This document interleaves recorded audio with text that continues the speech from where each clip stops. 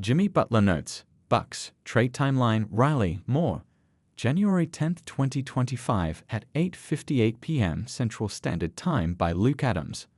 Multiple reports this week indicated that the Grizzlies and Bucks are among the teams that have been advised not to pursue a trade for Heat forward Jimmy Butler, and while Sam Amick of The Athletic has for sure heard that Memphis received that message, he's less certain about what's going on with Milwaukee. The Milwaukee thing, I'm admittedly a little confused by, Amick said during an appearance on FanDuel's Run It Back Twitter video link.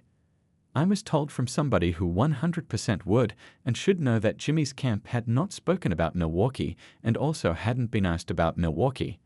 While the Bucks were named on Monday as one of the clubs considering the possibility of making a play for Butler, Amick is skeptical that they plan to seriously explore that idea, whether or not they've been warned off by the forwards camp.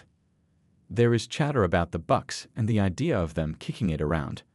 Regardless of exactly what was said, I would move off that possibility, Amick continued. I don't sense a lot of eagerness from the Bucks side to go down that road.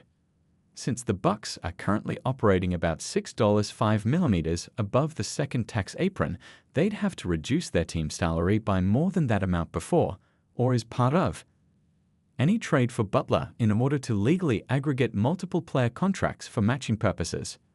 Here are a few more items related to the NBA's most prominent trade candidate.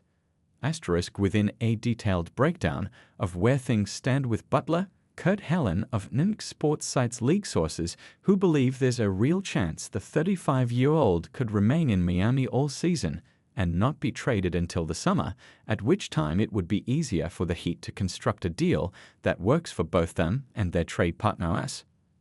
Asterisk Barry Jackson of the Miami Herald takes a closer look at what the Heat's options in the 2025 offseason would be if they were to sign and trade Butler, or allow him to walk as a free agent.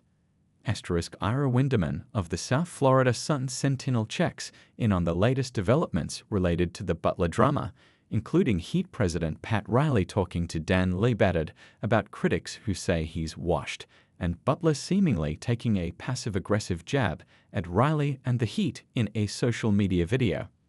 Asterisk in his most recent mailbag, subscription required. Winderman considers whether it's fair to the rest of the players on the roster for the Heat to put them in the middle of more drama by bringing Butler back at the end of his suspension instead of taking the best offer on the table at that point. Asterisk, a recent feature from Ben Gulliver of The Washington Post includes some exclusive quotes from Butler. Those quotes are about a month old, predating the developments of the past few weeks, but one comment from Butler perhaps provides some insight into why he was upset that the Heat were unwilling to offer him a maximum salary contract extension over the summer.